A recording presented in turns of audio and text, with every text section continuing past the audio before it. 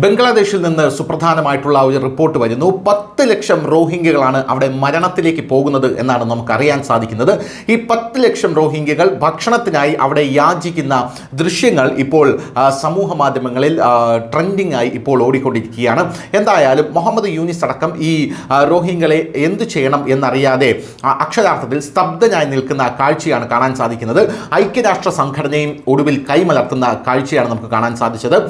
ഐക്യരാഷ്ട്ര സംഘടനയുടെ തലവനായിട്ടുള്ള Guterres Cox ബസാറിൽ എത്തി റോഹിംഗ്യൻസിനെ അപലപിച്ച് തിരിച്ചു പോയതിനു ശേഷം യാതൊരുവിധ നടപടിയും ഉണ്ടായില്ല എന്നും നമ്മൾ എടുത്തു പറയേണ്ട ഒരു കാര്യമാണ്. എന്തായാലും ബംഗ്ലാദേശിലെ ഇടക്കാല സർക്കാർ ഉപദേഷ്ടാവ് മുഹമ്മദ് യൂനിസ് റോഹിംഗ്യകളെ ചൊല്ലി ഇപ്പോൾ പിരിമുറുക്കത്തിലായിരിക്കുന്നു എന്നാണ് നമുക്ക് മനസ്സിലാകുന്നത്. റോഹിംഗ്യൻ ജനതയുടെ ദുരവസ്ഥയെക്കുറിച്ച് അദ്ദേഹം അവകാശപ്പെട്ടത് ഈ ആളുകൾ വംശീയ വിവേചനത്തിന് ഇരയായിട്ടുണ്ട് എന്നുള്ളതാണ്. എന്തായാലും ഐക്യരാഷ്ട്ര സംഘടനയുടെ ധനസഹായം നിർത്തിയതിനു ശേഷം വംശീയ വിവേചന നിർമ്മാർജ്ജനത്തിലുള്ള അന്താരാഷ്ട്ര ദിനത്തിൽ യൂനിസ് പറയുന്നത് ഈ 10 ലക്ഷം വരുന്ന ഇവർ മ്യാൻമറിൽ നിന്നാണ് ഇങ്ങോട്ടേക്ക് കുടിയേറിയത്. ഇവരെ തിരിച്ച് മ്യാൻമറിൽ തന്നെ അയക്കാൻ ലോകരാജ്യങ്ങൾ ബംഗ്ലാദേശിനെ സഹായിക്കണം, ഇല്ലെങ്കിൽ ഇവർ ഇവിടെ പട്ടിണി കിടന്ന് മരിക്കും എന്നാണ് യഥാർത്ഥത്തിൽ മുഹമ്മദ് യൂനിസ് പറയുന്നത്. എന്തു തന്നെയായിരുന്നാലും 10 ലക്ഷത്തിലധികം ആളുകൾക്ക് ബംഗ്ലാദേശ് അഭയം നൽകിയിട്ടുണ്ട്. എന്നിരുന്നാലും അവർ മ്യാൻമറിലേക്ക് മടങ്ങുകയാണെങ്കിൽ ഇത് മാത്രമാണ് ഇവരുടെ വിശപ്പിനുള്ള ശാശ്വതമായ പരിഹാരം എന്നും കൃത്യമായി മുഹമ്മദ് യൂനിസ് പറയുന്നുണ്ട്.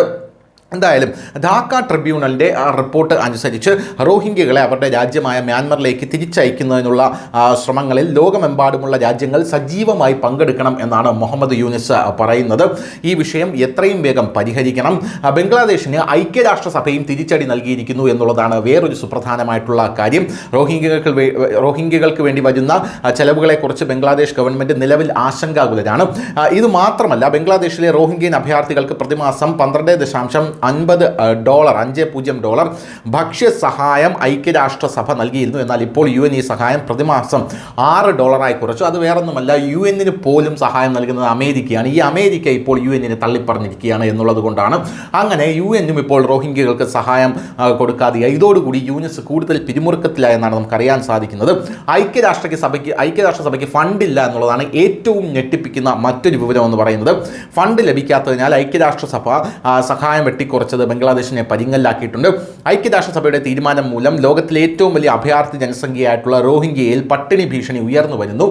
ബംഗ്ലാദേശിനുള്ള സഹായ വിഷയത്തിൽ ലോക ഭക്ഷ്യ WFP റേഷനായി പ്രതിമാസം $12.50 സമാഹരിക്കാൻ ശ്രമിക്കുന്നതായി പറഞ്ഞെങ്കിലും ലോകമെമ്പാടുമുള്ള രാജ്യങ്ങൾ റോഹിംഗ്യകൾക്കായി ഫണ്ട് നൽകുന്നില്ല എന്നുള്ളതും നമ്മൾ എടുത്തു പറയേണ്ട പ്രധാനപ്പെട്ട ഒരു വസ്തുതയാണ്. അങ്ങനെ റോഹിംഗ്യകൾ സമ്പൂർണ്ണമായി അമേരിക്കയിൽ ട്രംപ് വന്നതിന് ശേഷം ട്രംപ് ഐക്യരാഷ്ട്രസഭയെ കുഴപ്പത്തിലാക്കിയ ശേഷം ഒറ്റപ്പെടുന്നു എന്നുള്ളതാണ് നമുക്ക് മനസ്സിലാക്കാൻ സാധിക്കുന്നത്.